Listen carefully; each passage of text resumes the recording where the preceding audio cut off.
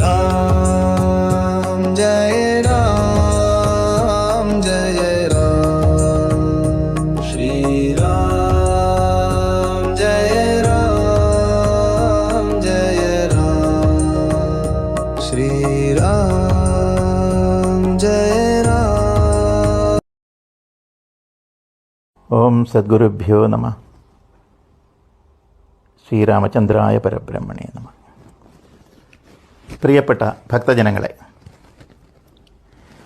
അവളെ പേടിച്ചാരും നേർവഴി നടപ്പീല, ഭുവനവാസി ജനം ഭുവനേശ്വര പോറ്റി. കൊല്ലണം ഇവള നീ വല്ല ജാതിയും അതിനെന്ത് ഇല്ലൊരു ദോഷമെന്നു മാമുനി പറഞ്ഞപ്പോൾ, മെല്ലവേ ചെറുഞാണൊലി ചെയ്തു രാമൻ എല്ലാ ലോകവും ഒന്ന് വിറച്ചു തന്നേരം. പാരതിൽ മല ചിറകറ്റു വീണതുപോലെ ഘോരരൂപിണിയായ താടക വീണാളല്ലോ. ഇങ്ങനെയാണ് താടകാവധത്തെക്കുറിച്ച് പറയുന്നത്. ഗുരുവായ വിശ്വാമിത്രൻ്റെ നിർദ്ദേശം കേട്ട് താടകയെ വധിച്ച രാമൻ. താടകയെ വധിച്ചു എന്ന് പറയുമ്പോൾ പലർക്കും നമ്മുടെ നാട്ടിൽ വിഷമമുണ്ട്. കാരണം ഒരു സ്ത്രീയെ കൊന്നു, രാമനത് ചെയ്യാമോ? അതും ഒരു സന്യാസിയുടെ ഉപദേശം കേട്ട് ആണ് കൊന്നത്. ഇപ്പം സന്യാസി എത്രത്തോളം നീചനാണ്, അല്ലെങ്കിൽ മോശക്കാരനാണ്, സ്ത്രീ വിരോധിയാണ്, ഇങ്ങനെയൊക്കെ പറയുന്ന വിവരക്കേട് നമ്മുടെ നാട്ടിൽ നിലനിൽക്കുന്നു. ഇതിനൊക്കെ എന്താണ് പറയേണ്ടത് എന്നെനിക്കറിഞ്ഞുകൂടാ. പക്ഷെ ഒരു കാര്യം നമ്മൾ ആലോചിക്കണം. ഈ താടകയെ കൊന്ന രാമൻ തന്നെയാണ് അഹല്യയ്ക്ക് മോക്ഷം കൊടുത്തത്. അത് സ്ത്രീയല്ലേ? പാപപങ്കിലയായി ശിലാരൂപത്തിൽ കഴിഞ്ഞിരുന്ന സ്ത്രീ ആയിരക്കണക്കിന് വർഷങ്ങൾ ശിലാരൂപിയായി തപസ് ചെയ്ത് ആ സ്ഥലത്തു ചെന്ന് പാദസ്പർശം കൊണ്ട് ആ അഹല്യയ്ക്ക് മോക്ഷം കൊടുത്ത രാമൻ തന്നെയാണ് താടക എന്ന് പറയുന്ന ആ രാക്ഷസിയെ കൊന്നതും. രാക്ഷസി എന്ന് കേൾക്കുമ്പോൾ തന്നെ നമുക്കറിയാമല്ലോ, കാമരൂപിണിയാണ്. അതുകൊണ്ടാണ് അവളെ പേടിച്ചാരും നേർവഴി നടപ്പീല ഭുവനവാസി ജനം. ഭുവനത്തിൽ വസിക്കുന്ന ആരും തന്നെ അതുവഴി നടക്കാത്ത ഒരവസരമുണ്ട്. അവളെ പേടിയാണ്. കാരണം കൊന്നു ഭക്ഷിക്കും. രാക്ഷസീയമായ സ്വഭാവമാണ്. കണ്ടാൽ സുന്ദരിയാണ്, പക്ഷേ ഉള്ളിൽ ഘോരമായ ഭീകരമായ ഭീഭത്സമായ സ്വഭാവമാണ്. ഇത് നമ്മുടെ നാട്ടിൽ ചിലർക്കൊക്കെ അങ്ങനെ ഉണ്ടോ എന്ന് ചിലരൊക്കെ സംശയിച്ചാൽ ഒരുപക്ഷെ നമുക്ക് അത്ഭുതപ്പെടാനൊന്നുമില്ല. അവളെ പേടിച്ചാരും നേർവഴി നടപ്പീല. നമ്മുടെ നാട്ടിലും ചില സ്ഥലങ്ങളിൽ അങ്ങനെയൊക്കെയുണ്ട്. അവളെ പേടിച്ചാരും നേർവഴി നടപ്പീല. അതിൽ പാവപ്പെട്ടവരുണ്ട്, പണക്കാരുണ്ട്, രാഷ്ട്രീയക്കാരുണ്ട്, ബിസിനസ്സുകാരുണ്ട്. ഇങ്ങനെ പല പല മേഖലകളിലും ഉള്ളവർ ഇത്തരത്തിൽ നമ്മൾ കാണുന്നുണ്ട്. ഈ ഒരു സമൂഹത്തിൻ്റെ സ്വഭാവം രാമായണത്തിൽ പണ്ടേ വിവരിച്ചു വച്ചു നമ്മുടെ കവി, നമ്മുടെ വാൽമീകി എന്ന് മാത്രം നമ്മൾ ചിന്തിച്ചാൽ മതി. അങ്ങനെ രാമായണത്തിൽ ഇല്ലാത്തതൊന്നും മറ്റൊരിടത്തുമില്ല എന്ന് പറഞ്ഞത് അതുകൊണ്ടാണ്.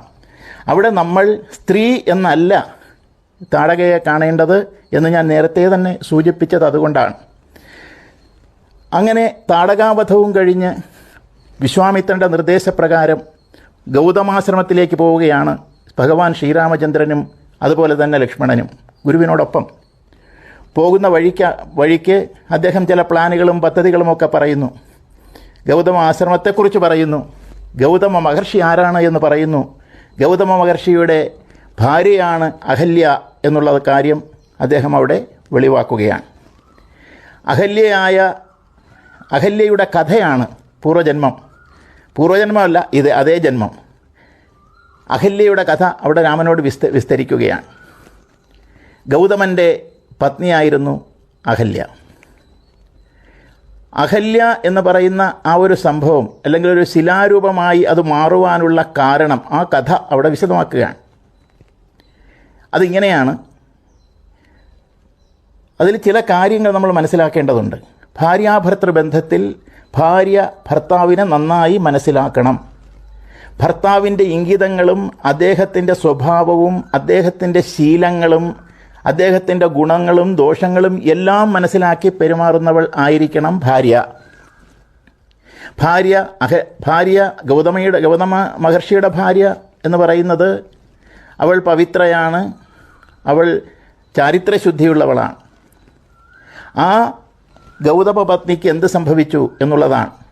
ആ ഗൗതമൻ രാവിലെ, നമുക്കറിയാം സന്യാസിമാർക്കൊക്കെ ചില ചിട്ടകളുണ്ട്. ആ ചിട്ടയനുസരിച്ച് പ്രത്യേകിച്ചും സന്ധ്യാവന്ദനം എന്ന് പറയുന്നത് വളരെ പ്രധാനപ്പെട്ട ഒരു കാര്യമാണ്. 2 നേരവും കുളിക്കുക, അല്ലെങ്കിൽ 3 സന്ധ്യകൾ രാവിലെയും ഉച്ചയ്ക്കും വൈകിട്ടും.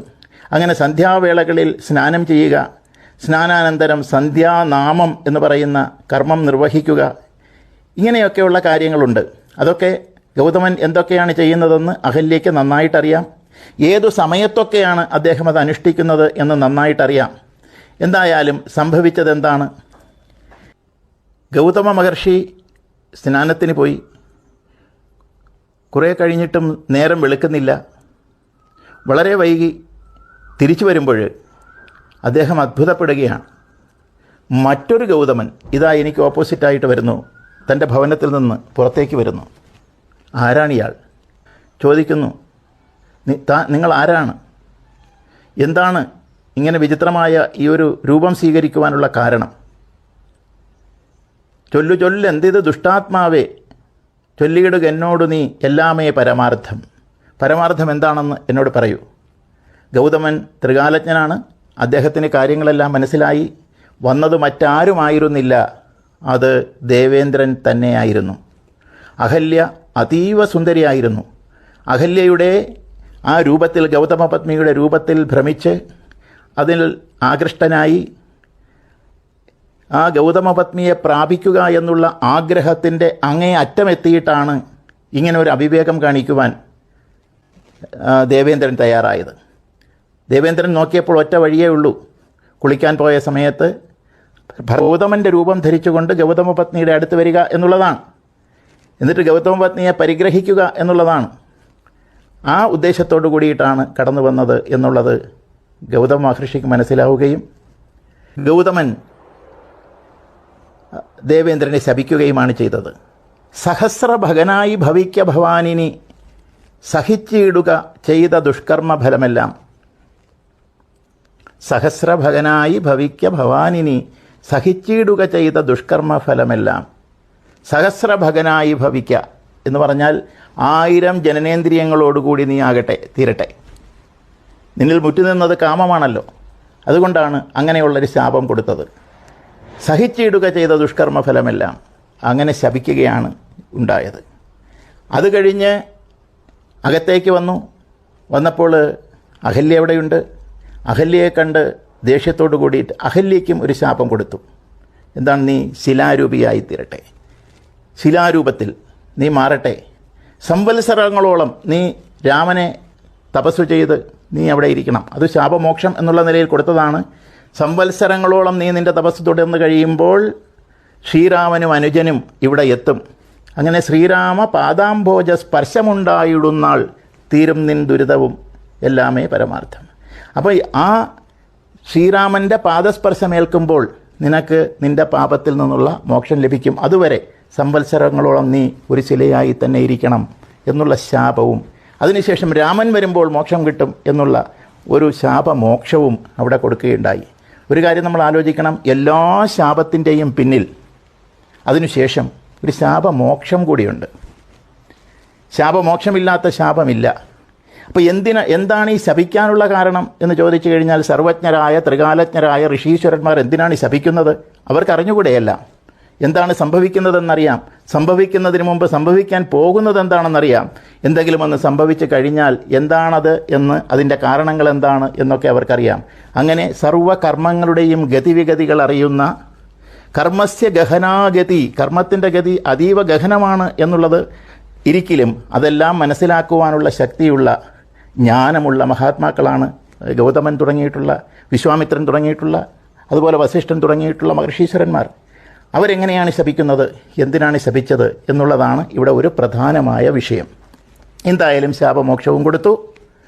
ഭഗവാൻ ശ്രീരാമചന്ദ്രൻ്റെ പാദസ്പർശം കൊണ്ട് ഗുരു ആയ വിശ്വാമിത്രൻ പറയുകയാണ്, നീ അവരെ നിൻ്റെ പാദസ്പർശം ഏൽക്കുമ്പോൾ അതിനുവേണ്ടി കാത്തിരിക്കുകയാണ്, തപസ് ചെയ്യുകയാണ്, അതിൻ്റെ പാദസ്പർശം ഏൽക്കണം. അങ്ങനെ ആ അഹല്യയെ പ്രദക്ഷിണം ചെയ്ത് അഹല്യാദേവി എന്ന നിലയിൽ അഭിസംബോധന ചെയ്തുകൊണ്ട് പ്രദക്ഷിണം ചെയ്ത് പാടി, അതുപോലെ തന്നെ ശാപമോക്ഷവും പാദസ്പർശം ചെയ്ത് ശാപമോക്ഷം കൊടുക്കുകയാണ് ചെയ്തത്.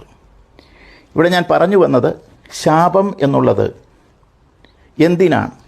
അത് അറിഞ്ഞുകൊണ്ട് തന്നെയാണ് ശപിക്കുന്നവർ ചെയ്യുന്നത്. നമ്മൾ ആലോചിക്കണം, ഒരു ആത്മാവിൻ്റെ അധോഗതി, അധപ്പതനം എന്ന് പറയുന്നത് സമ്പൂർണമായ ഗുണത്തിൻ്റെ ഒരു തലത്തിൽ നിന്നുകൊണ്ട് ഗുണനിലവാരം താഴ്ന്നു അധപ്പതിച്ച് ഡിറ്റീറിയറേഷൻ എന്ന് പറയുമല്ലോ, കൾച്ചറൽ ഡിറ്റീറിയറേഷൻ. അതുപോലെ തന്നെ ആ ഒരു ഇമ്പ്യൂരിറ്റി, ജീവനെ ഇമ്പ്യൂരിറ്റി ബാധിക്കുന്ന ഒരവസ്ഥ അതുണ്ടാകുന്നത് ആഗ്രഹങ്ങൾ കൂടുമ്പോഴും അതുപോലെ തന്നെ ഭൗതികമായ ചിന്താഗതികൾ അതിൻ്റെ തള്ളിക്കയറ്റം കൂടുമ്പോഴും ഒക്കെയാണ്, വികാരങ്ങൾ വർദ്ധിക്കുമ്പോഴാണ്. അപ്പോൾ ഈ രീതിയിൽ കാമക്രോധ ലോഭമോഹ മതമാശ്ചര്യാദികൾ വർദ്ധിക്കുന്ന മനസ്സ് അധപ്പതിക്കുന്നു. പിന്നെ അവിടെ നിന്ന് ഉയർന്നു വരുന്നതിന്, ഉദ്ധരിക്കുന്നതിന് വളരെയധികം പ്രയാസമാണ്. ശാപഗ്രസ്തയായി അങ്ങനെ അധപ്പതിച്ച് പോകാതെ അധപ്പതനത്തിൽ നിന്ന് കരകയറ്റുന്നതിന് വേണ്ടി ശാപമോക്ഷം കൊടുക്കുന്നു. ഇതാണ് കാരണം ശാപമോക്ഷത്തിന് ഒരു പരിധി നിശ്ചയിച്ചിട്ടുണ്ടാകും, ഒരു ടൈമിൻ്റെ വ്യവസ്ഥയുണ്ടാകും. ആ വ്യവസ്ഥ കൽപ്പിച്ചുകൊണ്ട് അവിടെ നിയന്ത്രിച്ചില്ല എങ്കിൽ ഈ ആത്മാവ് വീണ്ടും താഴേക്ക് പോകും, അധപ്പതിക്കും. പിന്നെ ഉദ്ധരിക്കുന്നതിന്, മോക്ഷപദവിയിൽ എത്തുന്നതിന് അസാധ്യമാം വിധം കഷ്ടത്തിൻ്റെ അവസ്ഥയിലാകും. അത് വരാതിരിക്കാൻ വേണ്ടിയിട്ടാണ് അങ്ങനെ ഒരു കാലം, നീ ചെയ്ത ദുഷ്കർമ്മത്തിൻ്റെ ഫലം ഇത്ര കാലം അനുഭവിച്ചാൽ നിനക്ക് തിരിച്ച് പഴയ ആ പദവിയിലേക്ക്, പ്രതാപത്തിലേക്ക്, അവസ്ഥയിലേക്ക് എത്തുവാൻ കഴിയും എന്നുള്ള സങ്കല്പത്തിലാണ് അവിടെ അഹല്യയെ ശപിച്ചത്. അതാണ് ഇവിടെ സംഭവിച്ചത്. അല്ലാതെ ഗൗതമൻ്റെ വികാരമോ ഗൗതമൻ്റെ കോപമോ അഹല്യയോടുള്ള വിദ്വേഷമോ യാതൊന്നും തന്നെ ഇല്ല. അതുപോലെ തന്നെ രാഗദ്വേഷങ്ങളൊന്നും തന്നെ ഇല്ല. ഇത്രയും നാൾ എൻ്റെ ഭാര്യയായിരുന്നവളാണ്, അവളെ എങ്ങനെയാണ് ഞാൻ ഇങ്ങനെ ശപിക്കുക എന്ന് ചിന്തിച്ചില്ല. കാരണം ഭാര്യ ആയാലും ശരി, അമ്മയായാലും അച്ഛനായാലും ശരി, ആ കർമ്മഫലം അനുഭവിക്കുവാൻ തക്ക രീതിയിൽ അതിനെ വിട്ടുകൊടുക്കുന്ന ഒരു അവസ്ഥ, ആ ഒരു ചിന്താഗതി, ആ ഒരു സംസ്കാരം, ആ ഒരു കാഴ്ചപ്പാടാണ് ഗുരുക്കന്മാർക്കൊക്കെ ഉള്ളത്. എന്നാൽ അധപ്പതിക്കാൻ അനുവദിക്കാത്ത നിയന്ത്രണവും അവർ തന്നെ സൂക്ഷിക്കും. അങ്ങനെ കാരുണ്യത്തിൻ്റെ ഏറ്റവും ഉത്തമമായ മാതൃകയാണ് അവിടെ നമ്മുടെ ഗൗതമ മഹർഷിയും കാണിച്ചത്. അങ്ങനെ അഹല്യ എന്ന് പറയുന്ന ആ അമ്മയ്ക്ക് മോക്ഷം കൊടുക്കുന്നു. നോക്കൂ, ഒരിടത്ത് ഒരു സ്ത്രീയെ വധിക്കുന്നു, മറ്റൊരിടത്തൊരു സ്ത്രീയെ മോക്ഷപദവിയിലേക്ക് എത്തിക്കുന്നു. ഇത് രണ്ടും തമ്മിലൊരു കോൺട്രഡിക്ഷൻ ഇല്ലേ? ഒരു പൊരുത്തക്കേടില്ലേ? പൊരുത്തക്കേട് എപ്പോഴാണ് ഉണ്ടാകുന്നത്? രണ്ടിനെയും സ്ത്രീ എന്നുള്ള അളവുകോൽ കൊണ്ട് അളക്കാൻ ശ്രമിക്കുമ്പോൾ മാത്രമാണ് ഈ പൊരുത്തക്കേട് ഉണ്ടാകുന്നത്. ഗുണത്തിൻ്റെ അടിസ്ഥാനത്തിൽ, സംസ്കാരത്തിൻ്റെ അടിസ്ഥാനത്തിൽ, ജീവൻ ആർജിച്ചിരിക്കുന്ന കർമ്മങ്ങൾ മൂലം ഉണ്ടാകുന്ന സാംസ്കാരികമായ വ്യതിയാനങ്ങളുടെ അടിസ്ഥാനത്തിൽ വിലയിരുത്തുമ്പോൾ അഹല്യയും താടകയും സ്ത്രീ എന്ന് പറയുന്നത് തെറ്റാണ്. രണ്ടു തലങ്ങളാണ്. താടകയെ കൊന്നപ്പോഴും അവിടെയും മോക്ഷമാണ് സിദ്ധിച്ചത് എന്നുള്ളത് നമ്മൾ ഓർക്കണം. ഗുരുക്കന്മാർ അല്ലെങ്കിൽ അവരുടെ ശാപം കൊണ്ടായാലും ശരി, അല്ലെങ്കിൽ രാമൻ്റെ കൈകൊണ്ട് മരിച്ച ആരും തന്നെ, രാമൻ്റെ ശരങ്ങളേറ്റ് മരണപ്പെട്ട ആരും തന്നെ നരകത്തിലേക്ക് അധപ്പതിച്ച ഒരു കാഴ്ച നമുക്ക് രാമായണത്തിലും ഒരു ഗ്രന്ഥങ്ങളിലും നമുക്ക് കാണാൻ കഴിയില്ല. അങ്ങനെ വരം കൊടുക്കുന്നത്, ശരം തൊടുക്കുന്നത്, ഇതെല്ലാം മോക്ഷത്തിന് വേണ്ടിയിട്ടാണ് എന്നുള്ളത് നമ്മളിവിടെ മനസ്സിലാക്കേണ്ട ആവശ്യമുണ്ട്. ഇനി ഈ സ്ത്രീപക്ഷക്കാർ ചോദിക്കുന്ന ഒരു ചോദ്യമുണ്ട്.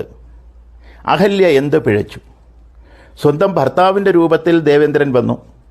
അത് ഭർത്താവാണെന്ന് ധരിച്ചിട്ടാണ് അദ്ദേഹത്തെ സ്വീകരിച്ചതും പരിഗ്രഹിച്ചതും എന്നുള്ള ന്യായമാണുള്ളത്.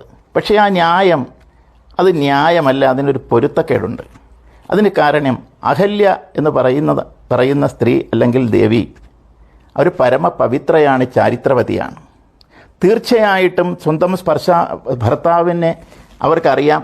ഭർത്താവ് ഏതു സമയത്താണ് സന്ധ്യാവന്ദനത്തിന് പോകുന്നത്, ഏതു സമയത്താണ് തിരിച്ചു വരുന്നത്, അതുമിരിക്കട്ടെ. ഇത്തരത്തിലുള്ള ആ സന്ധ്യാസമയങ്ങളിൽ ഒരിക്കലും തന്നെ ഭാര്യാഭർത്തൃ ബന്ധം എന്ന് പറയുന്നത് അവർക്ക് സ്വീകാര്യമല്ല. ഗൗതമ മഹർഷിയെപ്പോലുള്ള ആളുകൾ അത് നിർവഹിക്കുകയുമില്ല. ഇതൊക്കെ വേഷം മാറി വരുമ്പോൾ അത് മറ്റൊരാളാണ്, തൻ്റെ ഭർത്താവല്ല എന്ന് തിരിച്ചറിയാൻ കഴിവില്ലാത്തയാളല്ല അഹല്യ എന്നുള്ളത് ഒരു സത്യമാണ്. കാരണം അവൾ ചാരിത്രവതിയാണ്. വേറെ ഇതിന് യാതൊരു ന്യായങ്ങളും പറഞ്ഞിട്ട് കാര്യമില്ല.